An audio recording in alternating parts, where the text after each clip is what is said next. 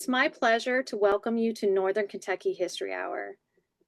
I am your host for tonight, Mary Jane Calderon, and I am joining you from my office at Behringer-Crawford Museum. Also joining me as our presenter for this evening, Matt Langford, with my assistant for this evening, BCM Assistant Director Sean Mendel. He is in for Heather. Thank you all so much for being here. Northern Kentucky History Hour is a project of Behringer-Crawford Museum, Northern Kentucky's history museum, that would not be possible without support. Thank you to all of our sponsors, including the City of Covington, Kenton County Fiscal Court, ArtsWave, Kentucky Arts Council, Northern Kentucky Sports Hall of Fame, and our members. If you're not yet a member of the museum, please consider joining for access to discounts and exclusive programming. Learn more and join at bcmuseum.org. Now let's meet tonight's presenter. A Boone County resident who lives in a 200-year-old log cabin, Matt Langford is a classically trained sculptor and a graduate of Northern Kentucky University. He began his career sculpting for major toy companies such as Hasbro, Mattel, and Disney before transitioning to bronze works in the wake of 9/11. His portfolio features monuments that honor regional figures with strength, dignity, and artistic expression. These are not mannequins, Langford says. They are portraits created from historical reference and just enough artist's license to create a work of visual interest. My goal is to reintroduce these individuals to our generation and hopefully the next. Langford, whose work is deeply tied to the Northern Kentucky region, now balances his sculpting with a career in aerospace additive manufacturing at GE Aerospace. He describes his art as a calling. I sculpt part-time and purposefully in order to do each subject justice. Wonderfully said. And now to the fun part. Oh, actually, let's see. Before we get started, we would love to hear from our viewers tonight.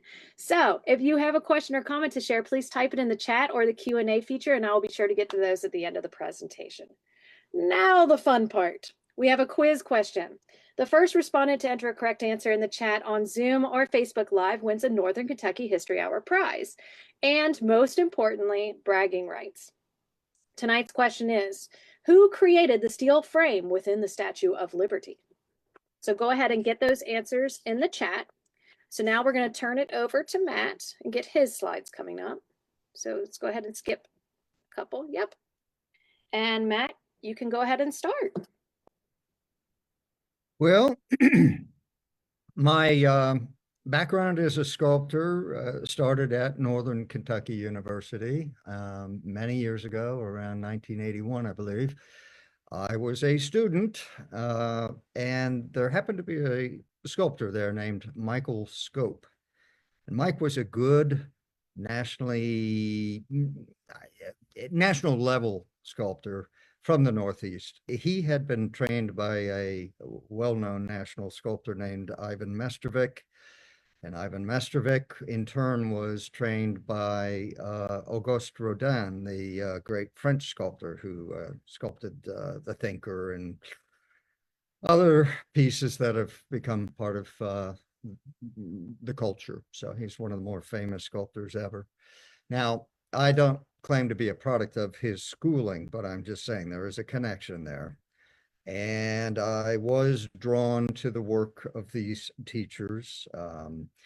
I did not formally train with Mike Scope very long. It was just about a year during my time at NKU, but it was enough to absorb how he approached things. I did not agree with him on every facet. I already, even in my youth, had my own way of seeing things, but I took mental snapshots and learned what I could in the time that I had with him.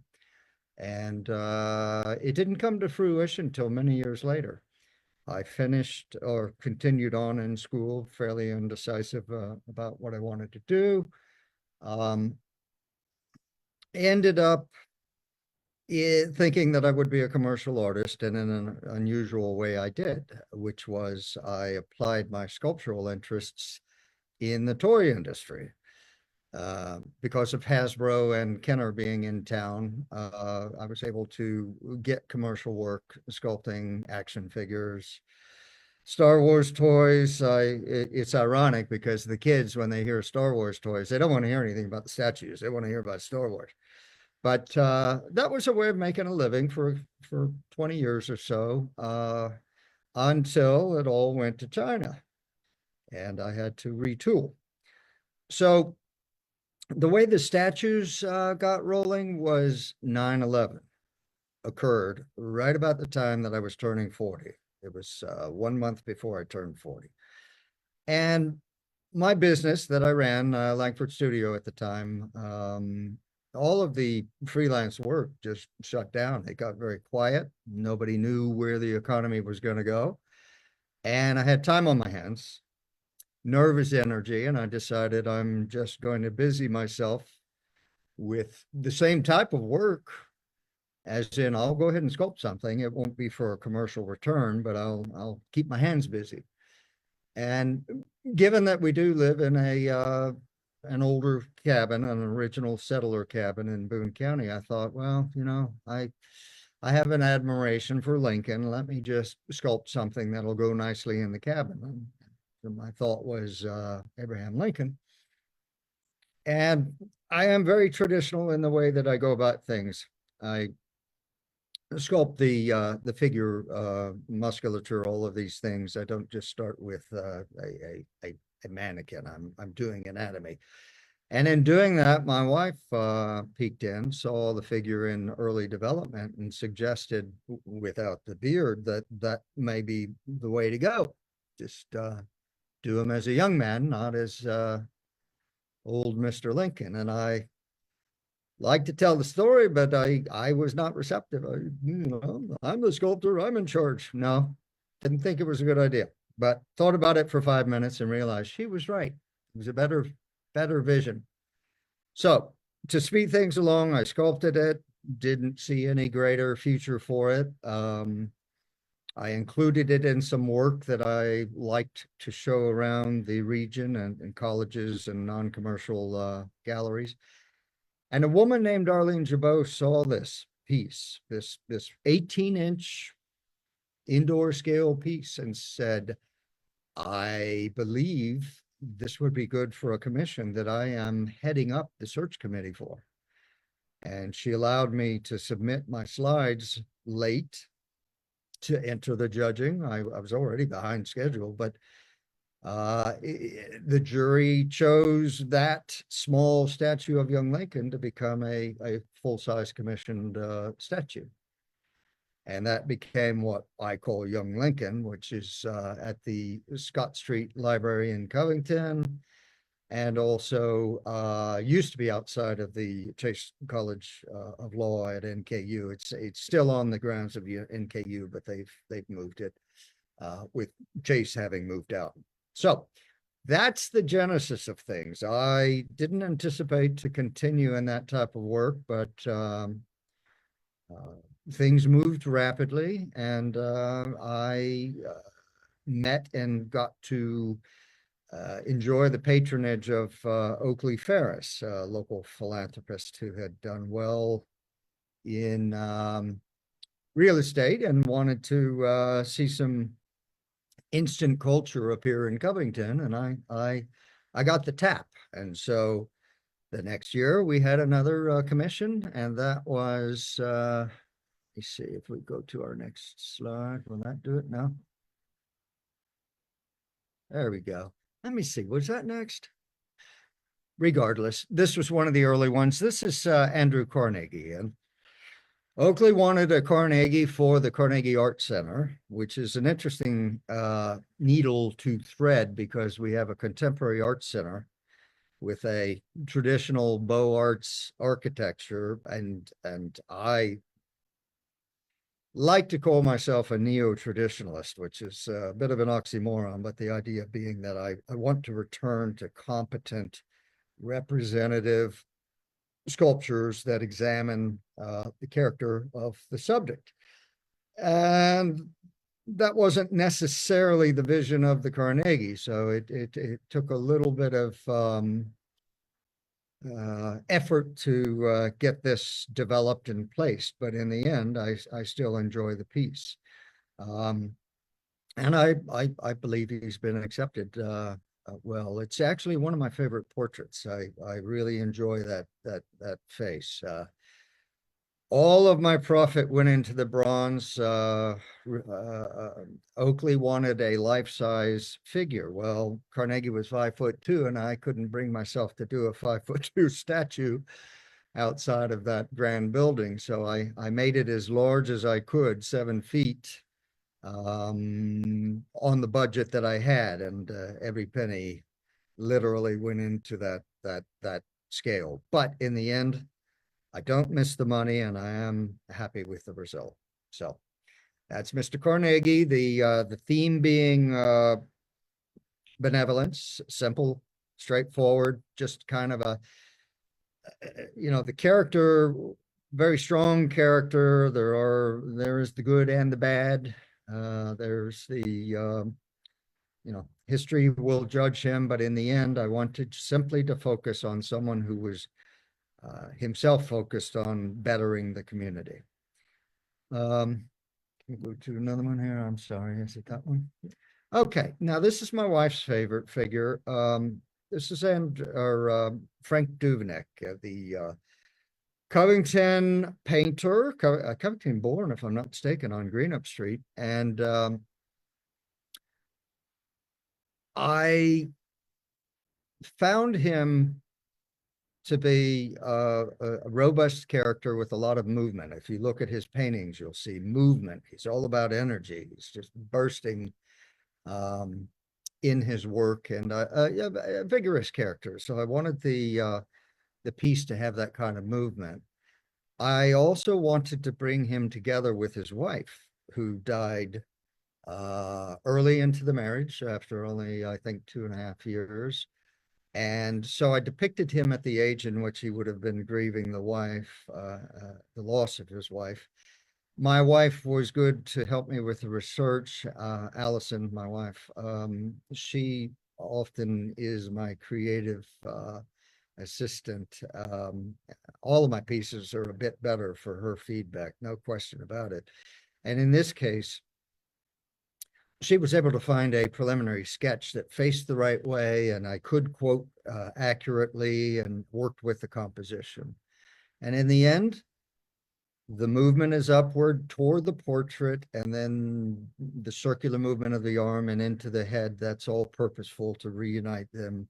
But also there's a subliminal aspect of dance. It's actually a Victorian waltz. And I know that's a stretch, but that's really what I was hoping the result would be. And I think in the end, it's a dignified effort. So on we go to Mary Ingles. This was one of my more formidable pieces, a larger commission, bigger budget, and a larger scale.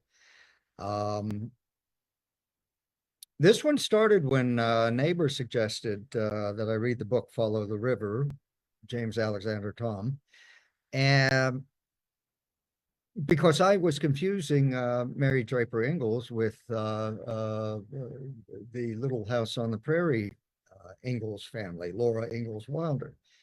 And when they corrected me and let me read up, I knew immediately upon reading the book that this was going to make an interesting piece. I have no place for it.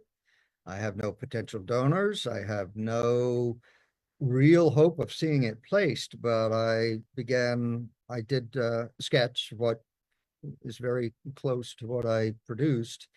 And in fact, we'll go into greater detail on this piece in a short video that was filmed a few years ago regarding specifically this piece. So I won't retell all that story, but in the end, very difficult to do a woman in harsh circumstances, a survival story, and not create an unpleasant piece. And again, I'm going to save a little bit for the video, goes into my thinking on what I produced. I think it was a success, even though this was fairly early in the curve. I would approach it differently now, but what I knew then, and what I know now has matured a little bit, but at the same time, it still has the same spirit that I was making the effort to portray. So that's at the Boone County Library, main branch in Northern Kentucky. I clearly have chosen to focus on this region and the history in this region. I'm not limited to this. I do have pieces as far-flung as Manhattan, New York, and Illinois, and Indiana, and Midwest for the most part. I don't have anything out west, but my wife and I both decided we were going to bloom where we're planted. That we decided on our honeymoon, and being in Northern Kentucky, that I found that there was a rich heritage of history, and my greatest pleasure is finding characters that were neglected by history, or maybe have become disassociated with the name and the events. People know the name, they know Mary Ingles Highway, but they don't know who Mary Ingles is, just like me at one time. So I like to shine a light on that kind of history, and kind of be a champion for some of these worthy subjects. I am not out to glorify these people, but I am out to tell the story and to do it justice. This piece is a little more delicate. It is a figure done in a slightly different style. I did purposefully stylize it, but it's a combination of an odd pairing of neoclassical sculpture mashed together with kind of a Victorian effort at unity. It's I don't want to get lost in the weeds, but in the end, I didn't want to do straight neoclassical. I like some of the etchings and images of the Victorian age and how they relate to the ideal feminine form. So the theme is rhythm. This is Saint Cecilia, the patron saint of music, and it was commissioned by a world-class concert pipe organist named Mary Webb. And Miss Webb knew that she had a fatal case of cancer, and she wanted to commission a memorial that would go in tandem with her work at the University of Southern Illinois University.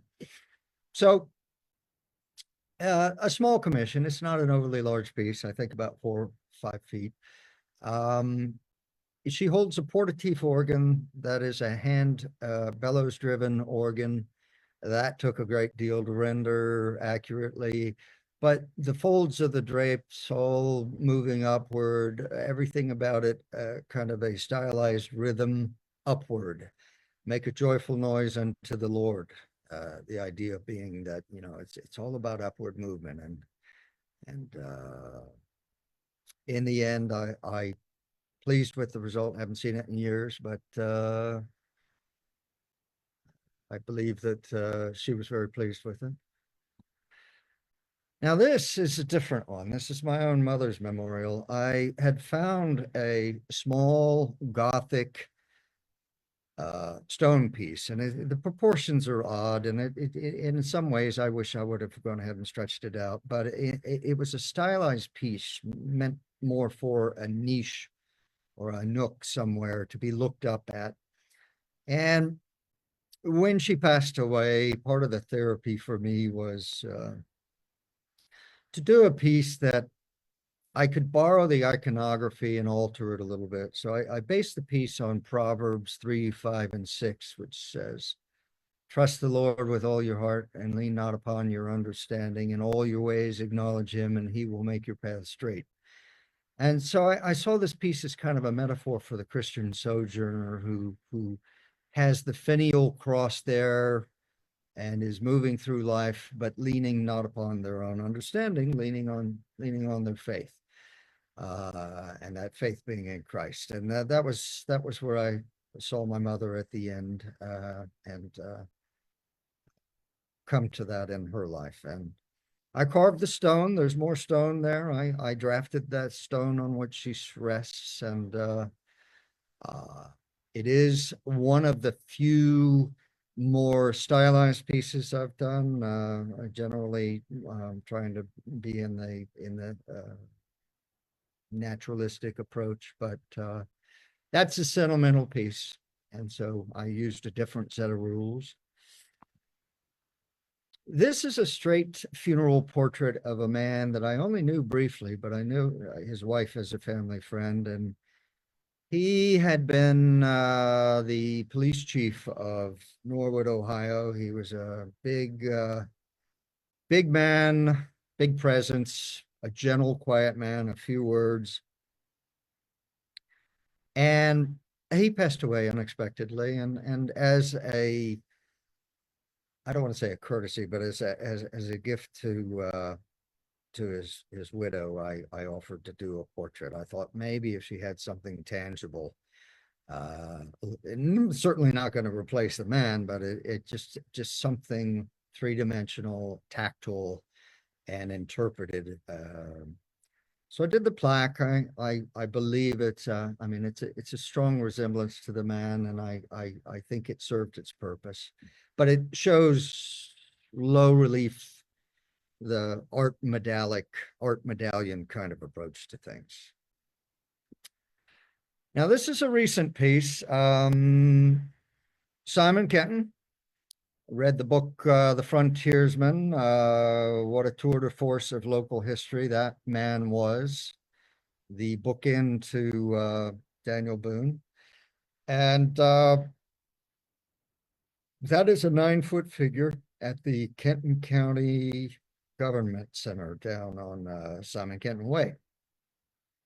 Kenton was not a good-looking man. He was not. And the images of him were late in life with no teeth and broken nose and things that made it difficult for me to turn the clock back. But I firmed him up a little bit, and I portrayed him carrying that staff. Now, Simon, if you know his history, Indian Wars, scout, a brigadier general in the Army, a man's man, a big man, called the Giant.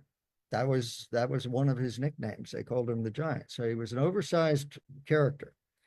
But one of his characteristics was always carrying a flintlock rifle. Always. He was known as the man whose gun is never empty by the Indians. And so he was very fast at reloading, very gifted marksman. But at a certain point in life, he became more of a peacemaker, and he put the gun down. He actually had gone to a camp revival and had, as they would say, or as we would say, he had gotten religion. He'd gotten saved, and he was so excited about it. He ran back to town. He put his gun over the mantle, and he picked up a staff, which he carried the rest of his life. He never touched the gun again, except one time to defend an Indian who was under attack in his village. So for the most part, he stuck to the peacemaker, and that staff became an icon of his character in the second half of his life. But a big man, and I liked the idea of showing the profile, imperfect as it is. I kept his buckskin ragged. I thoroughly enjoyed this piece. And there's a little scale for you, and I'm on the tall side, so that doesn't really read the full scale, but let's just say it is a full 9 feet, and it's an excellent scale for out of doors. And that's at the foundry. That's in the shop, so to speak. Okay, so I think we're going to move along to a video that I had made a few years ago regarding the Mary Ingles statue, and hopefully it'll fill in the blanks a little bit of what I left unsaid.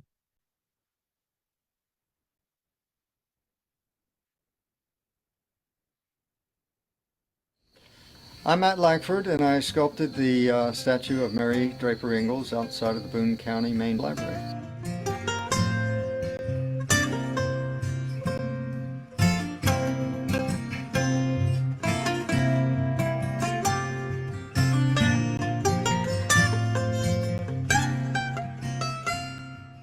second grade, I remember being given a lump of clay, and in my mind's eye, I could see so clearly what I wanted to make, which was a turtle for some odd reason. And I could just see this turtle. I was going to make the best turtle in the world. And what I ended up with was a mound of mashed potatoes with a lump and 4 posts. And I still have it in the studio as a reminder of, what you have in your mind is not so easily generated by your hands. That takes discipline and craft and time. There's an old saying, I don't know who said it first, but I'll borrow it, which is art is good therapy for neurotics. And I'm joking, so don't worry too much. But all kidding aside, it's just therapeutic. I think people are some people have to work with their hands. I take no satisfaction in anything where my hands aren't occupied.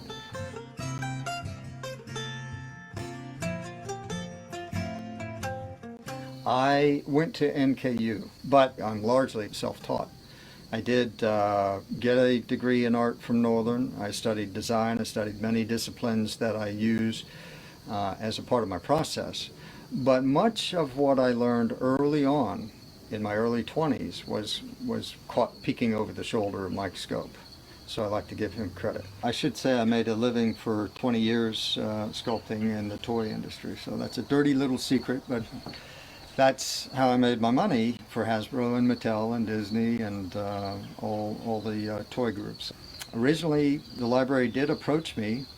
I had planted some seeds there years before at an art show saying, if you do build this new library, establish for yourself the mindset that you're going to have a piece of public art in tandem with it.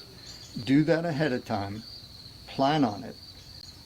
Make it part of the architectural plan.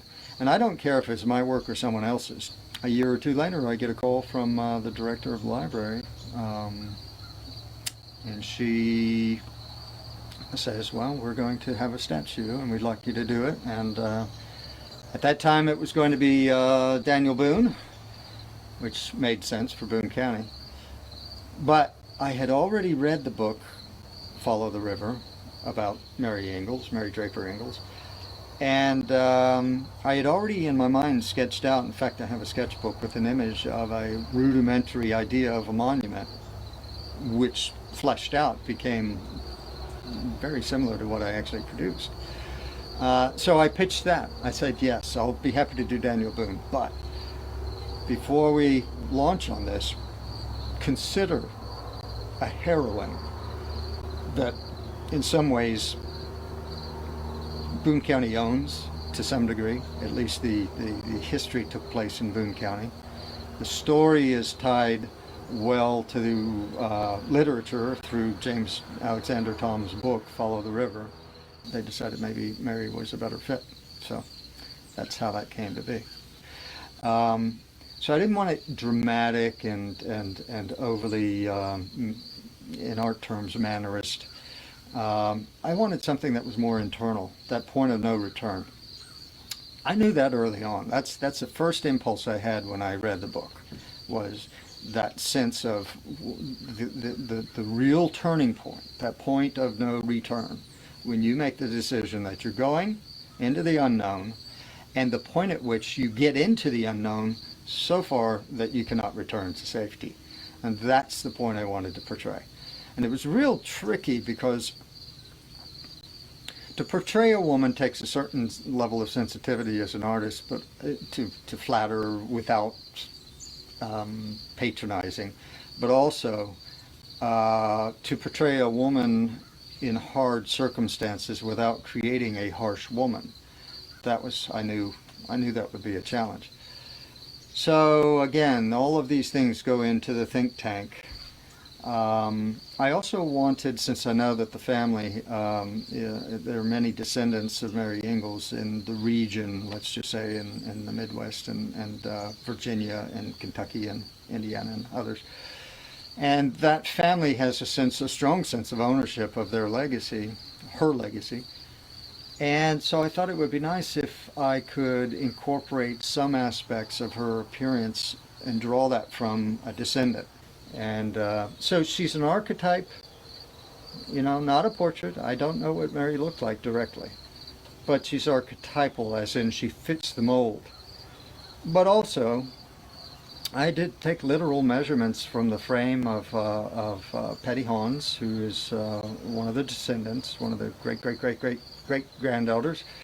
So I essentially create a steel skeleton that is welded in agreement with the points of articulation of the figure.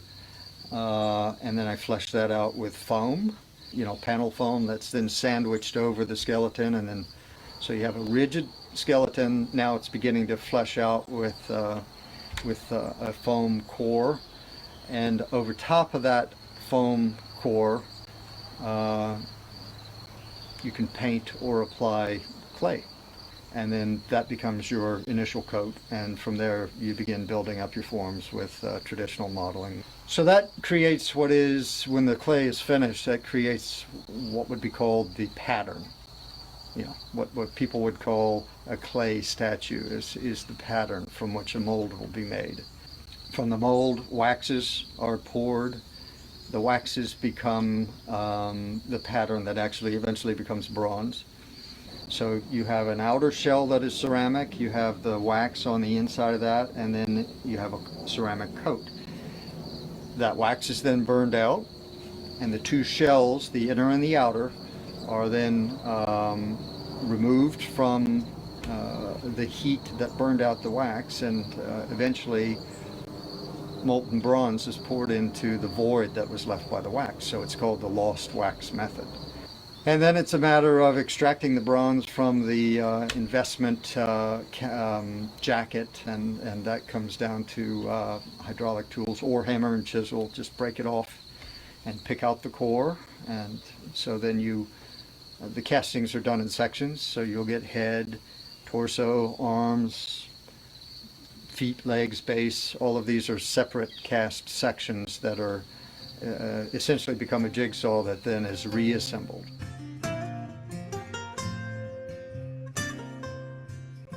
And I always thought it would be really nice if we could also place a statue in Virginia where she returned. They're a small community with many of the Ingles clan.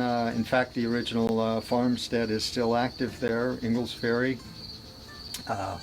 Bud Jeffries is a descendant of Mary's, and he and the community were really hopeful to be able to buy a second casting. And over the years, they started a fund drive, and it does sometimes take a few years for these things to get off the ground. And eventually, it was successful. And so just oh gosh, time flies so fast, but I think it was this past October we placed the second Mary in Radford, Virginia. So Mary has returned home, and I'm pleased with that.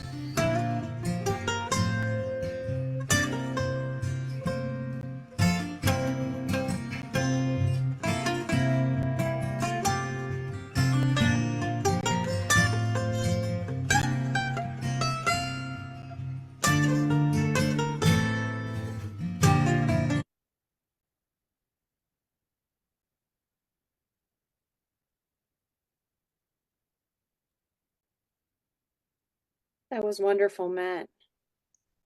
Thank you. And thank you so much, Sean. And I Yeah, apologize for the lagging of the video a little bit, but at least the sound was right on. So that was a beautiful video. And I'd like to mention that was done by the Boone County Public Library, which is very cool. So did you have more that you would like to add before I start going to the trivia question, or? well, I always have more. That's not a problem, but it just comes down to, you know, in life you're given certain inclinations, maybe some hints of talent, and just the idea of being to develop them.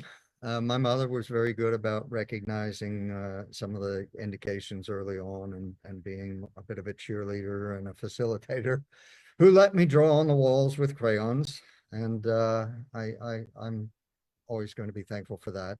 I would never have seen it lead the path that it has led. I will say I guess I didn't show a, did we upload an image of the horse soldier by any chance, or is that not I'm not did it not come sure. along? Maybe I might have missed one. I apologize if I did. Well, I segregated it because I always say on that one, I was Robin, not Batman. Okay. I was the second sculptor. I make it very clear that I was the assistant sculptor, but it is a national monument in Manhattan at adjacent to Ground Zero. It is the Special Forces Memorial called the Horse Soldier. Formal name is America's Response Monument. The government got involved, the White House, Wall Street money. They wanted it for the 10th anniversary of 9/11. And the primary sculptor, Dal Bloomberg, contacted me. He just had his hands full. They didn't leave enough time to do it justice. And so I got called in because of my equine sculpting background, minor, but still valid. And also being kind of a specialist in the figure and drapery and things like that. So the biggest fish that I ever got on the hook, I can't really put my name to other than to say that I was honored to participate and to contribute greatly. We got it done. And for 15 seconds, a little bit of fame. It was interesting, but now I'm back to my usual fare in Northern Kentucky. I've got to come Thomas More for Thomas More University, St. Thomas More. I'm working on that. Should be done with the clay in the next week, I would like to think. Have a piece going to Fort Thomas, which is General George Henry Thomas, the great Civil War general who was largely ignored by history, but never lost an engagement of which he had command during the war. And he was a master of war, and only recently coming into his own. He's been rediscovered properly by history. And then what's after that? It's a little early to say, but there may be another prominent Kentucky Victorian age politician that it was a favorite son of Covington and connected to the bourbon industry and a rich history, rich Kentucky connections, and that is lining up. The ink is not dry, but I'm hopeful that that will be my next project. Perhaps a William Behringer or an Ellis Crawford in your future. I'm happy. I'm not a mercenary. There are some things I will not do. That is for sure. The reason being that I did a lot of commercial work that I had to hold my nose a little bit, and I now have the luxury of doing things that I feel strongly about. And so figures like Behringer-Crawford or I think someone mentioned, gosh, I can't remember. It was a female subject here recently that sounded like it would be an interesting, but I'm drawing a blank under pressure. But in the end, I can't make things happen. I let things come when they are providentially meant to happen, and I just make myself available to do them. Okay, well, I'm going to go back to our trivia question because we had a winner. Oh. So the question was, who created the steel frame within the Statue of Liberty? And Cindy and Woody answered correctly on. They're neighbors. They're as my neighbors. Woody Oh, and Cindy are the ones that suggested to me that I read the book Follow the River. So you can thank them wow. for putting me on the map as far as Mary Ingles goes. So I always give them credit. I must have forgotten this time around, but take a bow, Woody. Take a bow, Cindy. Yeah. And that answer was Gustav Eiffel, in case anyone did not know. And I'm getting great comments and great feedback, just to let you know. We even had someone ask if they could get a list of the sculptures and their locations. So that was Janice. I told her I would try to do that from the presentation, send that to her tomorrow. But yeah, people said, thank you, thank you, thank you. I loved your presentation, your works, and all your efforts. You made my day. That's quite the compliment. Thank you.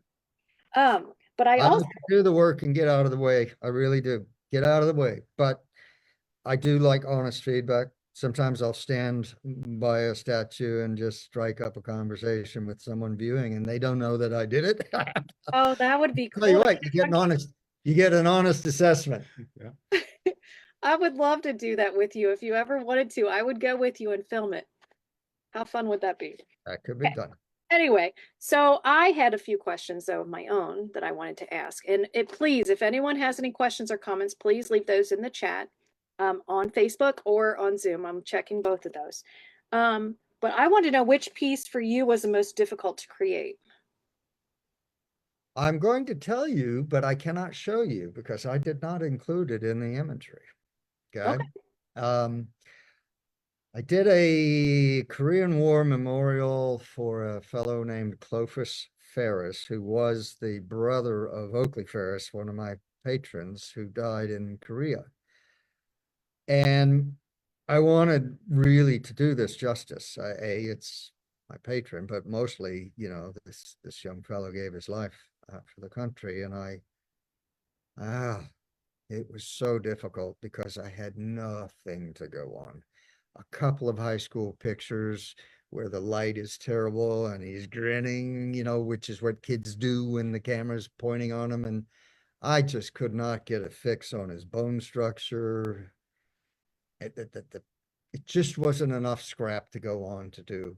I could only get it in the ballpark, and even that I never felt strongly about. I think it was accepted. As in, nobody has said, oh, that's your worst work, but I would say it was my most difficult work because I was just trying so hard to zero in on this.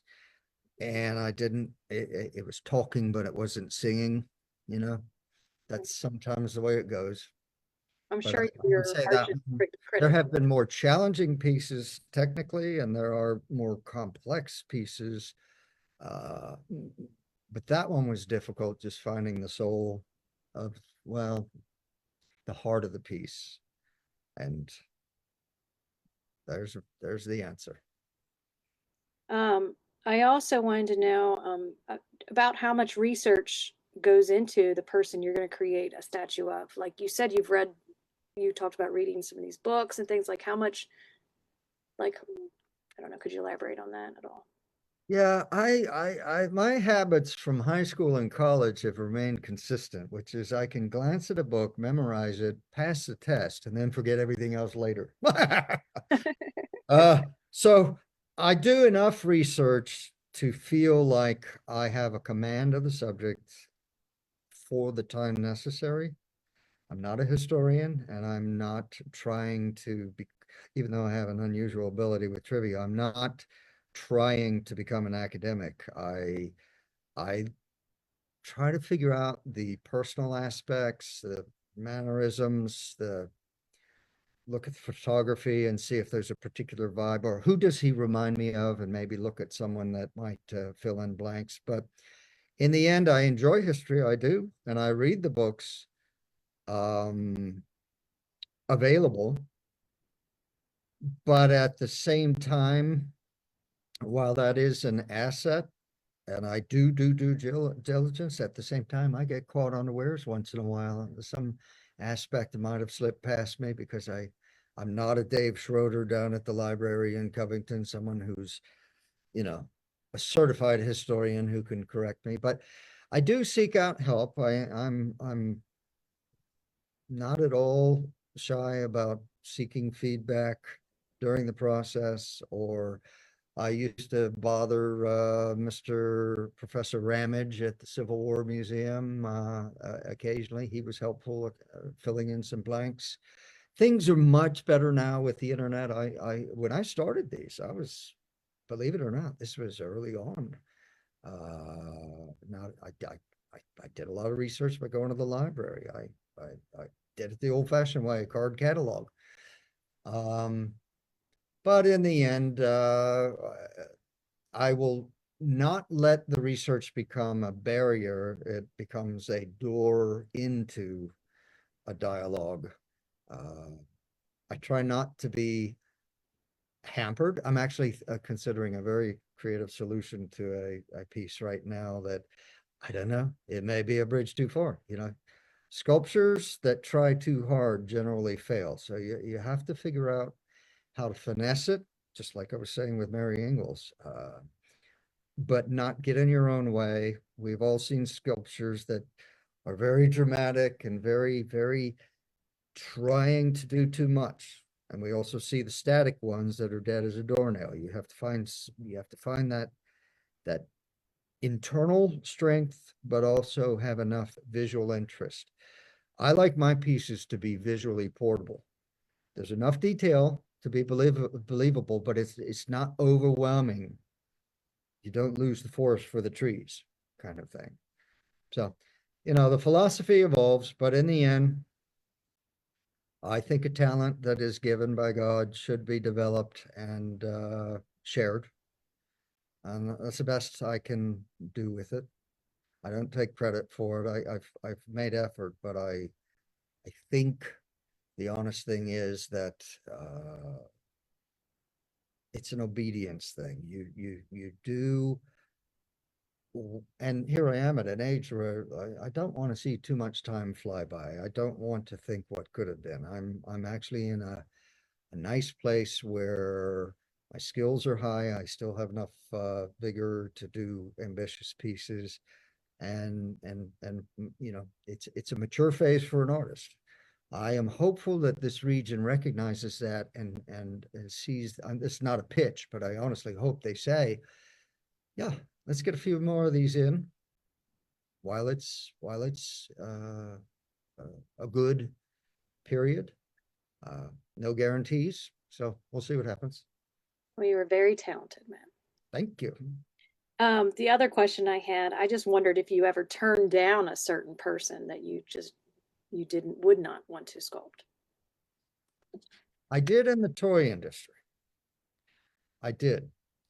I'm thinking, I don't think I have been given anything that was repugnant to do of the pieces that we've shared here.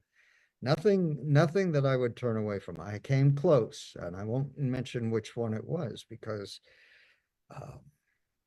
I'm not trying to be coy, but this is in play with people that I have to be careful. But issues of conscience, issues of what message do I want to send versus the content of the person. How do I do that and keep good conscience? That's a challenge. And like I say, if I was to do this simply for the dime and the notoriety, it wouldn't bother me, but it does. And I honestly, let's put it this way, I'll answer your question. If I get one, and it's a patronage piece, I don't do people that are living. So if you're the governor of Kentucky, sorry, I'm not going to sculpt you. If it is someone who is really not of a standing in terms of history, I'm not talking about social status, but in terms of history, if the mark is not a lesson that I want to have, or at least an aspect of a lesson that I want to have forwarded to the next generation, then I will turn it away. So yes, I would turn one down. Someone comes to me and says, I want a statue of Neptune for my garden. It's like, oh, sorry, not gonna, we're not doing Greek mythology. So. Good answer. And that's about all that I had. I see some more responses. Thank you. Awesome talk. That was a wonderful presentation. So thank you so much for sharing that with us tonight. Well, thanks for asking. It's an honor to be asked. Yeah, and if anybody else would like to have a list of these sculptures and their locations, I'm gonna put together. You can email me at communications@bcmuseum.org, and I'll be happy to get that for you. So, did you want to give a shout out? Do you still have a studio though? Do you want to give a shout out? You have a Matt Langford studio, correct? Well, yeah, I have a business. It's a little incorporated studio called Langford Studio Incorporated, which is what I used, it's what I run my commercial, my sculpting finances through. It's just a tax thing, but the studio I call the shedio. It's nothing more than a shed with no insulation, and it's a sad studio that I don't like anybody to see. Uh, Given why, I want to work at home. I don't want to have to travel. Uh, the overhead was daunting at first to build one. Probably could now, but I get along with what I have. It's Spartan, let's put it that way. But I was doing toys. All I needed was a small office indoor scale sculpting 20, 15, 10 years ago. And then when I started doing the bigger pieces, it became problematic. But in the end, I bought a little Amish shed and had them place it on the property. And it's kind of up a little hill and around a path that's not easy to get to, which is both good and bad, but it gives me a certain level of insulation as I do the work. But I'm a master at getting a lot done with a very little. That's a gift, and that's kind of how we operate. Oh, wonderful. Thank you so much, Matt. That's all we have time for this evening. Thank you again to all of our sponsors and supporters of BCM. Until next time, take care, everyone, and good night. Thank you so much, Matt. You did great. Thank you. Thanks for the help.